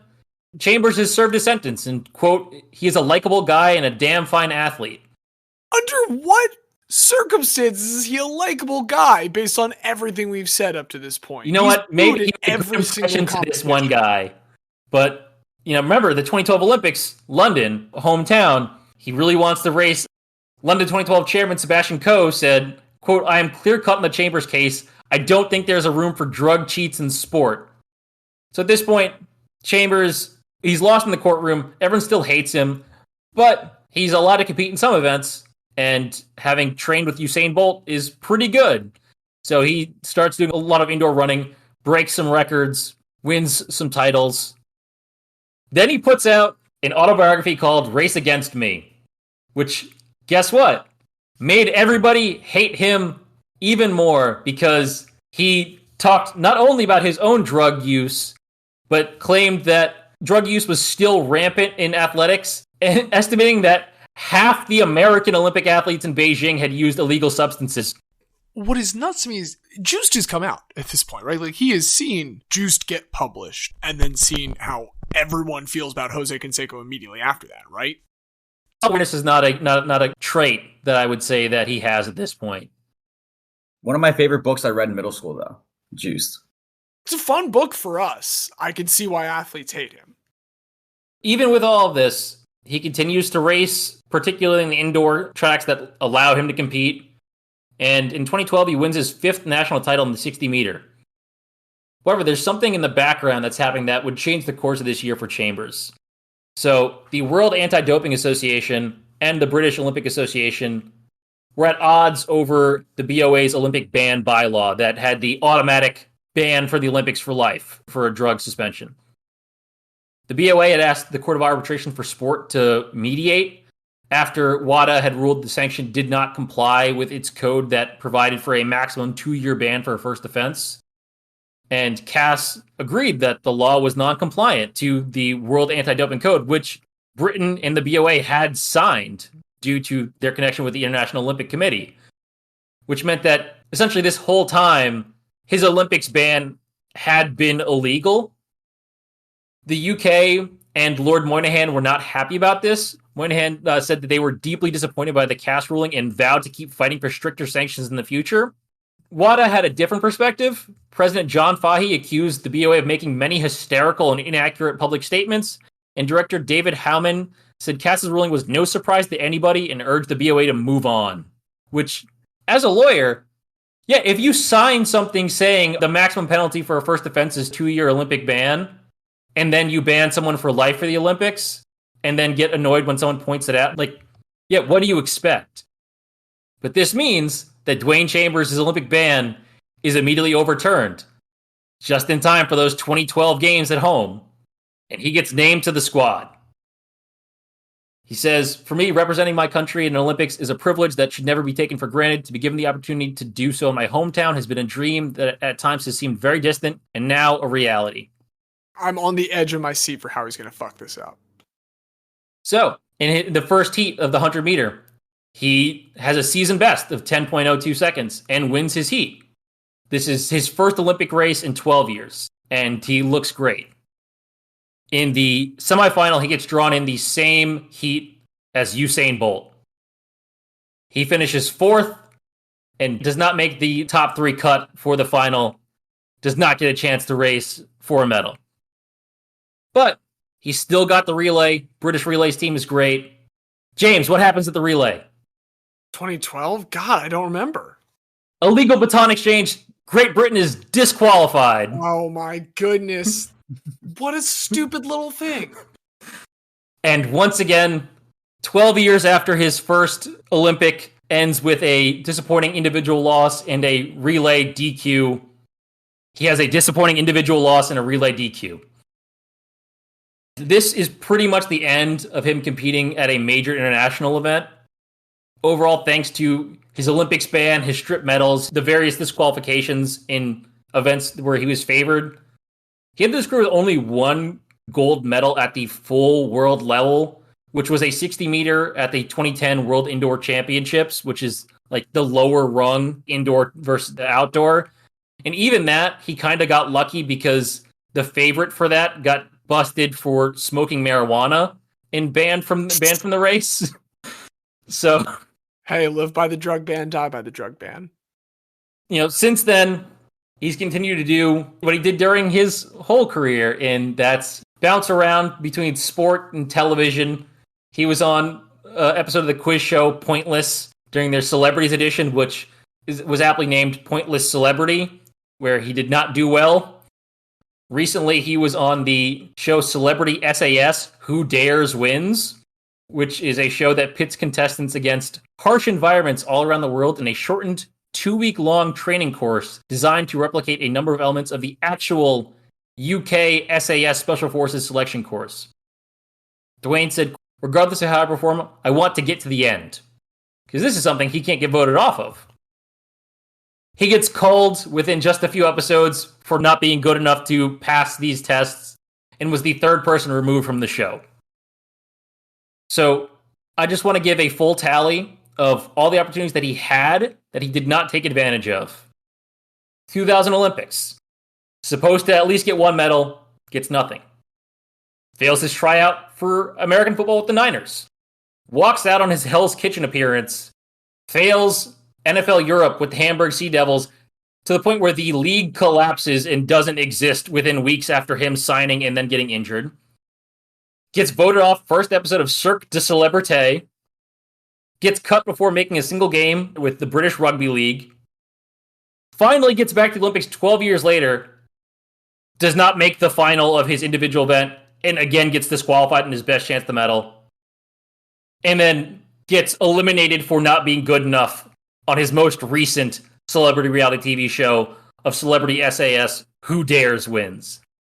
And I bet you there's going to be something else because he is doing a comedy show next week that I am very excited to find out how that goes. I mean, he's made us laugh here a lot. Xavier, I'm going to go ahead and argue with your estimation of this guy not fitting the category. I think even if there was miscommunication, interpretation is entirely up to the beholder, of course, but there seems like, sure, maybe some of these glasses are just a bit too sour, but there is, I think, just maybe a longer juice press process going on here, and I think ultimately it's worth the squeeze. I mean, he keeps away at that legal path back to competition for all those years, and he makes it back, and in the end, while it is a long delayed glass, I'm sure it was still a little bit refreshing to him. So I think we've got 3 quality juice makers here. I guess it's just a question of which drink is most satisfying. The thing that I love about baseball, I guess, as a sport is it is part of the nature of it that guys like Marco Scutaro are gonna have their chance. As long as you're in the lineup, right? Like, it's not like in basketball, you draw up the last play for Steph Curry. In football, you try to get a one-on-one for your best receiver. In baseball, I guess Marco Scutaro's coming up. I hope he gets it done. And time again, he did. So there's a lot to be said for that. I like that. I guess, evaluation of situational hitting. The fact that you can hide a bad bat through many ways, but they're going to have to come to the plate at some point in a way that does not have to happen when you've got a slow fullback on the field or a center with clay feet on the hardwood. My thing, I think, against Chambers, he does make me a little bit happy to know that, like, the American condition of self-inflicted quote-unquote victimhood is an international occurrence. I'm glad to know that that exists all over. Diaz, you so often say guy recognize guy. I think there is a corollary to that where the overwhelming feeling of his peers about him does make it a little tough. Like, there's some sourness right there. One thing I want to clarify, on the failed baton exchange, was he on the giving or receiving end of the failed exchange? That I do not know. Because it would be a real lemons out of lemonade. Like, that would be the pinnacle of that. Nothing I saw was that he did. I was just curious. I didn't know if you had a hand. I did not find that information. Well, Xavier, what do you think about our juice merchants? This is tough because I admittedly don't think my guy fits the actual topic that you were going for because of the miscommunication. So I'm not going to push too hard for Dwain Chambers, even if I liked regaling his story to y'all. I'm just putting Marco Scutaro, not clarifying his name to the world. But you really hung up on that. Hey, you know what? I think he should have done it. I think he should have just said, hey, there's an extra S that y'all are missing here. Maybe it was that he would sound more Italian, I feel like, with Marco Scutaro. And maybe he thinks he's going to have a better time of it if he's just Venezuelan Marco Scutaro. I don't know. I got some problems with him over this. But I think by default, he still has to be my pick because I can't vote for Nick Foles because it was just 45 minutes of Diaz making himself very, very happy, reliving the Eagles Super Bowl. And I don't think Nick Foles is a guy because he is a god of this city. And Diaz is God. You're just jealous he has a bigger penis than you. You know what? That is arguable. We don't know. But as not an Eagles fan who has seen the love that Nick Foles has in this city where he is not the starting quarterback and has not been for years. That guys don't deserve love, Xavier? Are you saying that guys can't be beloved? Guys get love by us in this show. Nick Foles does not need any extra love because it might cause the world to explode. I don't know. Here's what my head says. I think Nick Foles is one of the pinnacles of guy. I think he may be, as I said before, the most famous guy ever. I think he still fits in that category. My head also tells me I am going to have a lot of people probably yell at me via text or Slack if I don't vote for Nick Foles. That is probably the choice that if I don't make it, I will get the most criticism for over the week following that episode's release. Well, it's up to you because I'm telling you now, I'm going to vote for Marcos Scutaro and not Marco Scutaro because that's not his name. But if you vote for Nick Foles, I will accept the committee's decision, even if I do not believe he can be in this hall because of who he is. I mean, my last point for Nick Foles is I do have to give him not once, but twice broken collarbone solidarity. So shout outs to a broken collarbone brother there. That being the thing for Marcos Scutaro that does it for me is, I mean, like he's the subject of a documentary called Player to Be Named Later. And we said that and backup quarterback, like those are two deeply archetypal things. But literally being the only subject of the four guys that were really focused on in that has any real major league career. And that Blue Jays year, the Blue Jays year where it's Scott Rowland going down and David Eckstein going down and Aaron Hill going down. Like when I was thinking about Mark Scutaro, initially just as a guy of the day, I was reading that and I read that season. And I'm like, I can't possibly not take some time to talk about this season. I will certainly not fight a tribunal decision that seems to certify a result that I enjoy for my friend Marco Scutaro. I will be the Sonia Sotomayor, dragging my feet and screaming, as this tribunal does reach a decision that I don't necessarily agree with. But I do respect Marcos Scutaro. I do respect a guy that is versatile, can slide in at any spot, just wants to help the team. And when his number is called and he comes up, gets some big knocks, perhaps the most guy of all the NLCS MVPs will now reside in our Hall of Guy, Marcos Scutaro. And I'm going to be very clear on that. If the plaque reads Marco, I object. But you know I won't fuck that up. You know I won't fuck that up. I have full faith in you, and I have full belief that Marcos Scutaro should be welcomed in with open arms to this Hall of Guy. Marcos Scutaro needs the love. Nick Foles has gotten it before. Even Marco Scutaro has gotten some love before. Marcos Scutaro needs this. That's fair. God, I wonder if it does say Marco on the NLCS MVP award. We can ask him sometime as we induct him. Thankfully, it did not require any injuries to any of us for Marco Scutaro to make it in this time. But we are glad that you all have joined us to welcome him in. As always, we must give thanks to those that helped us document this precious moment, that being producer Craig and all the coders behind him, as well as our musical director, Don Ham, for our lovely theme music. Thank you most of all, though, to you, dear listener, for joining us. And if you would like to keep up with us until the next time that we all convene here as the Tribunal, you can, of course, find everything that you could possibly want to know about this show at bit.ly/remember that guy, all one word, all lowercase. Basketball's back, baby, and we're thrilled to talk about it. Anything else for you guys? I can't believe the NBA is investigating the Sixers for why is James Harden not playing in this national TV game. Have you paid attention to the whole fucking offseason, Adam Silver? That's why. That's fucking why.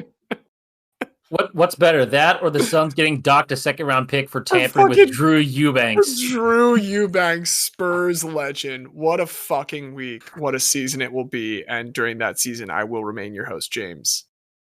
And I will be the very special guest, Xavier.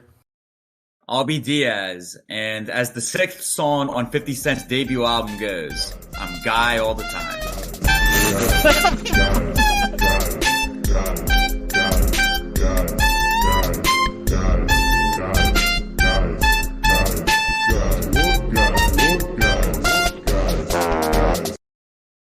Sunday night. Diaz switching from Oz, the first non-COVID home opener I'm going to miss in years, to no, actually, I think I can make it. It's like I've had better reasons to not go to the home opener and have gone to the home opener. So if you were irresponsible then, why start being responsible now? Jesus Christ, get-in price is like $23 Sunday night. If I'm back in time, I'm going. Yeah, Diaz has officially been upgraded from doubtful to questionable. Well, hold on. There's a 1 p.m. volleyball game. It's a 3-hour drive back. I would be getting back to Philly like right around opening tip. You'd have to like pay for parking by Wells Fargo. Right. And then not drink alcohol, which is very helpful when watching the Sixers. So that's also a negative. We'll see. You know what, folks will find out by Monday.